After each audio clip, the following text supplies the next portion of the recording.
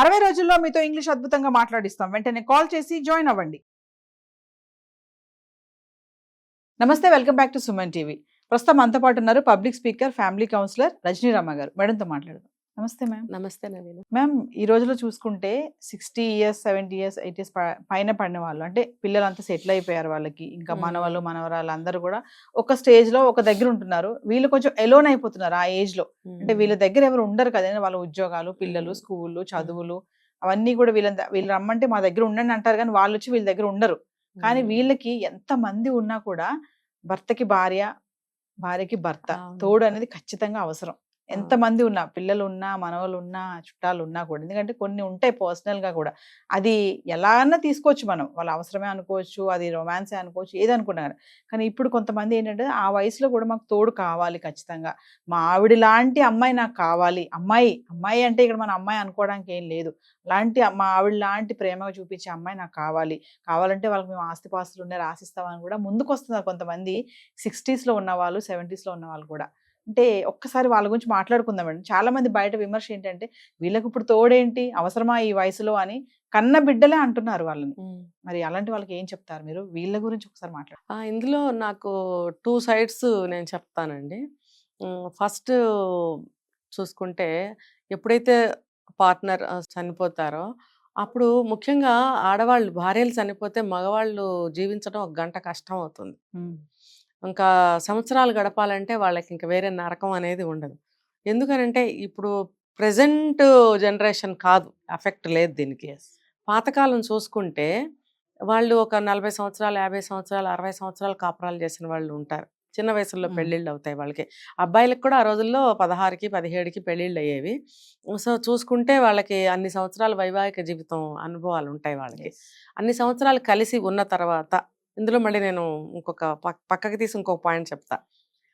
ఈ భర్తలు ఆ భార్యలను ఎలా చూశారనేది మనకి పక్కన పెట్టాల్సిందే. ఎందుకనంటే వాళ్ళు సంతోషమే పెట్టారా, దుఃఖమే పెట్టారా, ఏడిపించారా, కొట్టారా అని మనకు తెలీదు. అలాంటి వాళ్ళు లేరండి, ఉన్నారు కదా. అయితే ఒకవేళ అలా బాధలు పెట్టిన హస్బెండ్స్ ఉన్నా కూడా ఆ భార్యలు వాళ్ళకి ఎన్ని సేవలు చేసి ఉంటారు. మా జనరేషన్ వరకు మేము కూడా అన్నీ అందిస్తూనే ఉంటాం ఈ రోజుకి కూడా. ఇవాళ ఇక్కడ కుర్చీలో కూర్చొని మాట్లాడుతున్నాను కదా అని ఎవరు అనుకోవటానికి లేదు. ఇంటి దగ్గర A to Z నేనే చేస్తాను, తీసుకెళ్ళి అందిస్తాను. ఏ మూల ఉన్నా, ఎక్కడున్నా, కాలు నొప్పి పెట్టనివ్వండి, చేయి నొప్పి పెట్టనివ్వండి, ఇంట్లో మేడ్ రాకపోనివ్వండి, ఏదైనా సరే. అలా వాళ్ళు వచ్చి ఒకవేళ తీసుకోవచ్చు కదా అంటే వచ్చి తీసుకున్నా కూడా నాకు తృప్తి అనిపించదు. ఎందుకంటే ఇక్కడ ఈ సబ్ కాన్షియస్ మైండ్ లో ఉండిపోయింది. చెయ్యి ఆటోమేటిక్ గా, కాలు ఆటోమేటిక్ గా వెళ్ళిపోతుంది. ఒకవేళ వాళ్ళు వచ్చి తీసుకున్నా మనకేంటి అసంతృప్తి, వెల్తిగా అనిపిస్తుంది.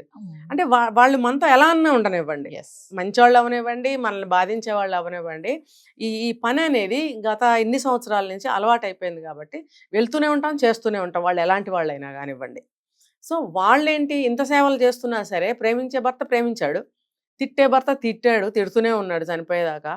మరి ఇంకా కొంతమంది 80 ఏళ్ళు వచ్చిన భార్యలను కొట్టేవాళ్ళు ఉన్నారు. కొట్టారు, నాకు తెలిసి ఇప్పుడుకున్నారు, ఇంకా మరి కొడుతున్నారు. 80 ఏళ్ళు నీకు వస్తే భార్యకి కూడా 5-6 ఏళ్ళు 4 ఏళ్ళు తేడాతో ఆవిడకి అంతే వయసు కదా. మరి ఆవిడ దెబ్బలు తినే వయసా? నీకు కాళ్ళు చేతులు ఇట్లా ఊగుతున్నా సరే నువ్వు కొట్టగలుగుతావు, ఎలాగోలా దెబ్బ వేస్తావు. ఆ దెబ్బ తినే ఓపిక ఆవిడకుందా?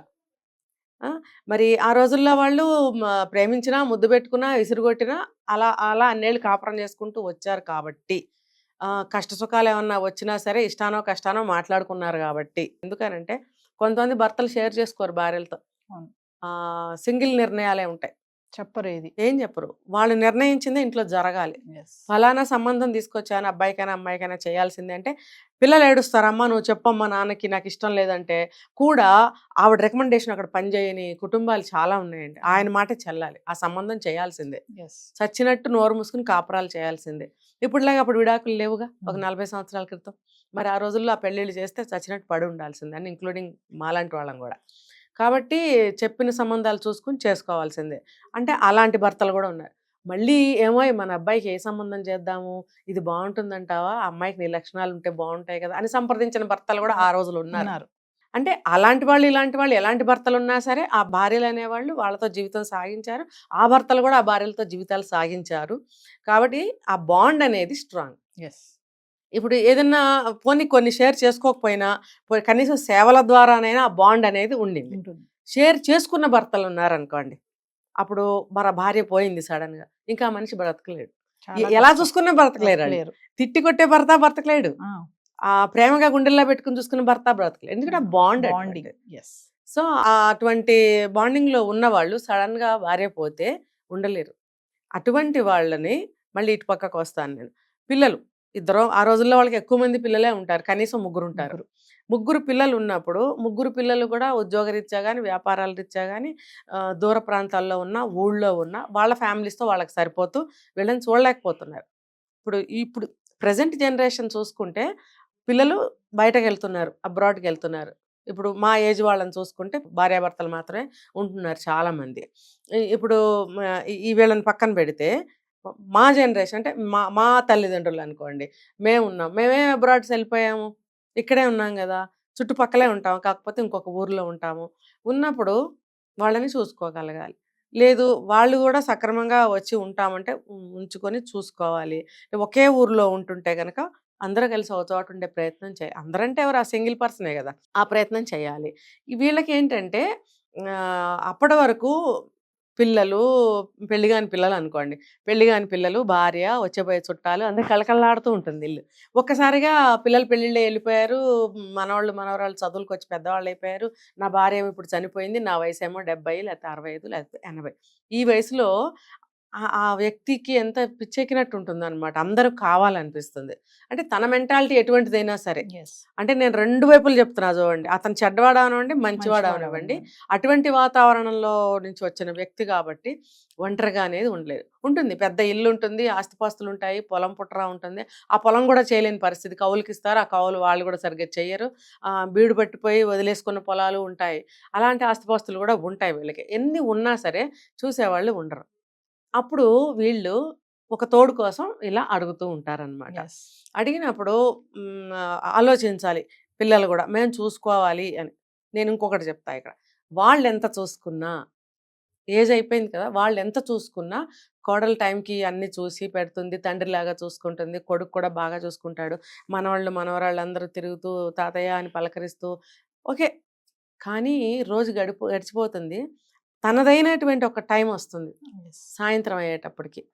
అందరూ ఎవరి పక్షులు గూళ్ళకి వెళ్ళిపోయినట్టు వాళ్ళ వాళ్ళ పనుల్లో నిమగ్నం అయిపోతారు, భోజనాలు అయిపోతాయి, ఎవరి రూమ్లో కళ్ళు వెళ్ళిపోతారు, చదువుకున్న వాళ్ళు చదువుకుంటారు, నిద్రపోయే వాళ్ళు నిద్రపోతారు. మళ్ళీ ఈయనకి తనదైనటువంటి ఒంటరి సమయం వస్తుంది.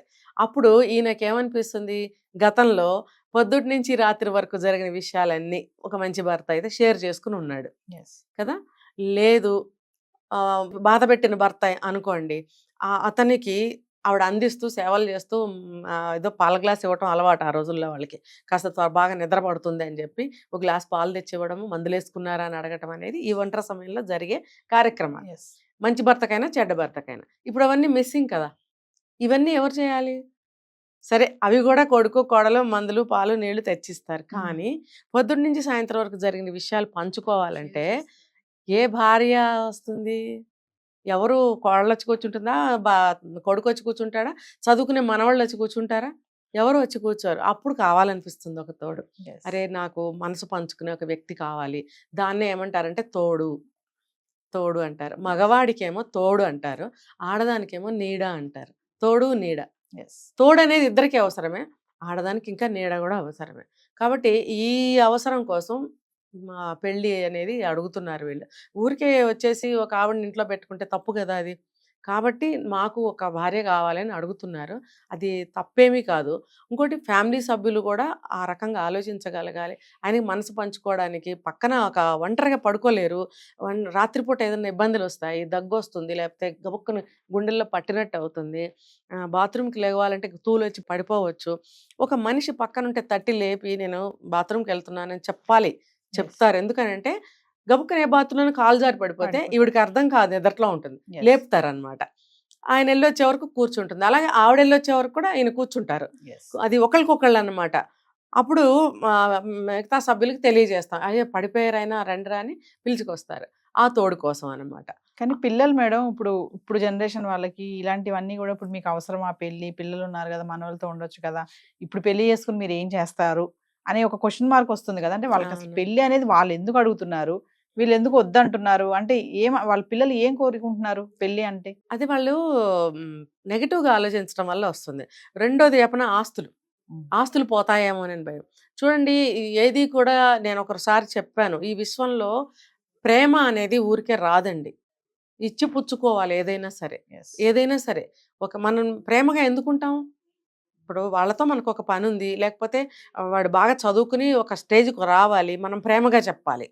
లేదు ఎవరన్నా వచ్చారు మన ఇంటికి. ఆళ్ళు కొంచెం సేపే ఉంటారు. కొంచెం ప్రేమగా మంచిగా మాట్లాడి మంచిగా పంపించాలి. ఇట్లా విశ్వంలో ప్రతి ఇద్దరి మధ్యన కూడా ప్రేమతోనే ప్రతి పని ఉంది. Yes. ఊరికనే అంటే నే ఎవరు కూడా రాంగ్‌గా అర్థం చేసుకోకూడదు. ఈ ప్రేమ అనేది ఏ ఏ అవసరం లేనిదే ప్రేమ అనేది పుట్టదు. ఇప్పుడు ఇద్దరు వ్యక్తులు ప్రేమించుకుంటారు. ఎందుకు ప్రేమించుకుంటారు? తనని నేను పెళ్లి చేసుకుంటే నా జీవితం బావుంటుంది. బాగుంటుంది. నేను ఈ అమ్మాయిని చేసుకుంటే, నేను అబ్బాయిని చేసుకుంటే మా జీవితాలు బావుంటాయి. అనేది ఒక అవసరం కదా అది. ఎస్. కాబట్టే కదా ప్రేమ అనేది అక్కడ మనం పెంచుకుంటూ వెళ్తాము. లేకపోతే మనిద్దరం కలిసి ఉందాం అని చెప్పి దెబ్బలాడేస్తే కలిసి ఉంటామా? లేదు. ప్రేమతోనే సాధిస్తాం. ప్రేమ అనేది ఒక సాధనం. ఎస్. కాబట్టి ఆ సాధనంతోటి మనం సమకూర్చుకోవాలి ఏదైనా కూడా. ఆ ప్రేమ లేనిదే దేన్ని కూడా అలాగే వీళ్ళు కూడా ఈ పిల్లలనేవాళ్ళు అర్థం చేసుకోవాలి. తర్వాత ఈ ఆస్తిపాస్తుల దగ్గరకొస్తే కొంత ఆస్తి అనేది ఆశ ఉంటేనే అవతల వాళ్ళ ఒక ఆవిడని చేసుకోవాలి. ఆవిడ తరఫున ఎవరో ఫ్యామిలీ ఉంటారుగా. ఖచ్చితంగా. మా ఇంట్లో స్త్రీని ఇంకో ఇంటికి పంపిస్తున్నామంటే వాళ్ళు ఎలాంటి వాళ్ళో మనకు తెలీదు. ఇప్పుడు నేను చూసాను ఒక చోట, నాకున్న ఆస్తిలో కొంత భాగం ఇస్తాను, కొంత అంతా ఇవ్వను అని ఒక ఆయన చెప్పడం నేను విన్నాను. అంటే అవతల వాళ్ళు కూడా వాళ్ళ స్త్రీని ఇంటికి పంపించాలి అనంటే కొంత ఏదన్నా సెక్యూరిటీ అనేది చూస్తారు. లేకపోతే ఆ వయసులో ఆవిడ ఆస్తులు ఏం చేసుకుంటుంది? ఒక సెక్యూరిటీ అన్నమాట. చూడండి ఇన్ కేస్ రేపొద్దున కొద్ది రోజులేక ఆయనే ముందు పోయాడు, ఈవిడ ఒంటరైపోతాడు. అప్పుడు మళ్ళీ ఆవిడకి సేమ్ యాజ్ ఓల్డ్ స్టోరీగా. అయితే ఇక్కడ క్లాజ్ ఏంటంటే స్త్రీ పోతే మగవాళ్ళు ఎక్కువ కాలం బ్రతకలేరు. అదే భర్త పోతే స్త్రీలు కొంచెం స్ట్రాంగ్ మైండ్‌తో బ్రతకగలుగుతారు. సో, పెళ్ళిళ్ళల్లో గూడా స్త్రీధనం అని చెప్పి కొంత ఇస్తారు. జీవితం ఏదన్నా ఆగమైతే ఎలాగో బ్రతుకుతుంది అని. ఈ రోజుల్లో చదువులు ఉన్నాయి గాబట్టి ఉద్యోగం చేసుకొని బ్రతుకుతున్నారు. ఆ రోజుల్లో ఎంతో కొంత ఆస్తులు ఇచ్చేవారు. ఆ ఆస్తి ఏంటంటే స్త్రీధనం, అది ఎవరు ముట్టుకోకూడదు. అలాగే ఇక్కడ గూడా ఈ పెళ్లిలో కొంత ఆవిడకి ఇస్తాను అనంటే అవతల వాళ్ళు గూడా వాళ్ళ స్త్రీని ఈ ఇంటికి పంపించడానికి ఇష్టపడతారు. తర్వాత ఇటువైపు సంతానం గాని, అటువైపు సంతానం గాని ఆలోచించాలి. వాళ్ళు ఒంటరి బ్రతుకుకి మనం ఎంతవరకు తోడవ్వగలుగుతాము?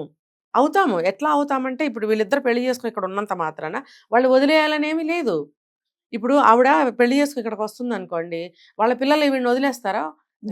ఈయన సంతానమే ఈవిడ్ని చూడాలా అంటే చూస్తారు, వీళ్ళు చూస్తారు. అంత మాత్రం చేత మీరు వదిలేస్తారా? మీ ఈవిడ సంతానము ఈవిడ్ని చూసుకోవాలి. ఆయన సంతానము ఈయన చూసుకోవాలి. వీలైతే ఇద్దరు సంతానాలు కలిపి వీళ్ళిద్దరిని తల్లిదండ్రుల్లాగా చూసుకోగలిగిన రోజు వచ్చినప్పుడు ఈ పెళ్ళిళ్ళకి స్వాగతం. ఎస్. Thank you ma'am.